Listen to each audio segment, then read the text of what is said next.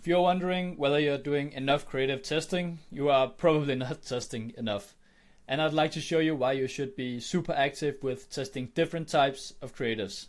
So this example is based on a campaign that we ran for a client of ours, Akua Objects, where we had to run a fairly low budget and navigate through Black Week and the Christmas period, but still managed to go from a ROAS 1.62 to a ROAS 9.45 with rapid creative testing. So naturally this is not a typical result, and I don't want to pretend that it was our setup that was the only reason we got these types of results. Of course there was some luck from the algorithm gods and the products that we were selling, and also the period that we were in. But the point of this video is to show you what relentless testing of creatives can do and result in if you know what you're doing. And this is not even a big test, to be honest. So let's just switch over to our ad account. I've chosen two back-to-back periods that each span over 17 days. One is in the lead up to Black Week and the Christmas period, and the second one is during Black Week and the Christmas sale period. So you can see here the first one is from November the 9th to November the 25th. So obviously the period you're in and the products that you are choosing to advertise for are critical factors. So the one thing I want you to take away from this is that it's continuously becoming more important to do creative testing, and that small hacks and tweaks in the campaign setup are being outphased, and really it's becoming more and more dependent on creatives. So for insight's sake, let's just take a look at the ad that we ran during this period. So the objective of this ad was obviously to make sales, but we wanted to do it in a native way and not a salesy way, and also keeping it on brand. So let's just take a look at the second period. So this period went from November the 26th to December the 12th. So this was during Black Week and also the kind of Christmas sales period.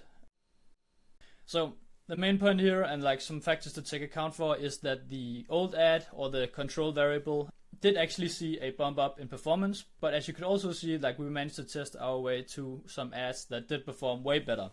So we went from either you could say a 7.35 to a 9.45. So I'd say that's a pretty big jump in performance by just changing a few creatives. So obviously we're not going to show you guys any specific numbers in terms of budget, because that's confidential information. But the main learning is that you should do these small easy implementations, which could be testing different creatives or also different types of copy. So let me just show you guys what some of the ads look like. Here's one of the best performing ones. Super native format, not really too salesy, not anything on the pictures themselves. Keeping it super on brand and not doing any sales gimmicks or anything that's not in their style. So no emojis, no sales psychology tips or tricks or implementations. Another one that performed really well is these Peter glasses. And as you can see, the click rate, or the engagement rate, is also really good.